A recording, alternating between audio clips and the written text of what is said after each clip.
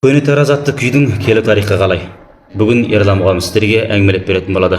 Ал осы күйдің тарихын айту барысында сіздер осы кескіндегі естіп отырған арқа музыка осы күйдің негізгі музыкасы.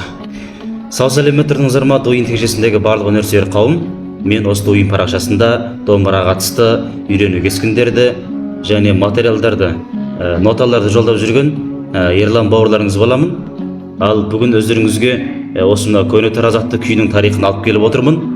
Бұда болатын болса, осы тордан болсын, бетпе-бет болсын, классқа барып үйрену болсын, домбыра үйреніп жүрген, әсіресе күй үйреніп жүрген өнерпаздарымыздың осы бір халық арасына кең таралған тамаша күйлердің келу тарихы қалай, соны біле кетсін деген ниетпенен осы жақыннан бері дойында әрқандай тамаша күйлердің келу тарихын таныстырып келе жатырмын. Ал бүгін кезек көне тараз күйінде. Күй тарихы. Енді бұл тарихты сіздерге дұрыс әрі анық жеткізу үшін алдымдағы компьютерға оқып беруді жөн көріп отырмын. Көне тараз күйінің тарихы 1986 жылдан бастап алады. Ел тарихындағы ауыр оқиғаның бірі желтоқсан көтерілісі болғаннан кейін көңілім жабырқап елге қайтқым келіп жүрген кез еді. Сол уақытта көне тараз сағыныш деген күй жаздым. Жалпы күйдің өзі жарыққа толғанып, тебіреніп, сағынған кезде шығады ғой.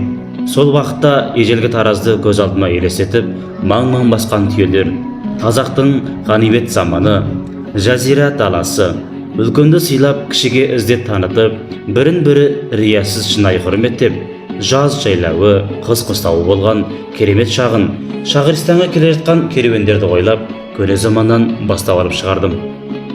Бұл жаққа келгеннен кейін Жақсылық Сатыбеков ағамыз, аман, сен қазір туған жерде жүрген жоқсың ба? Сондықтан күй атауындағы сағыныш деген сөзді алып таста деді.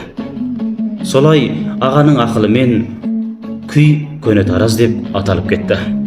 Кей кездер біреулер ежелгі тараз дейді. Ал интернетте бірде Құрманғазының күйі, бірде Аман Малдыбековтың күйі деп тұрады.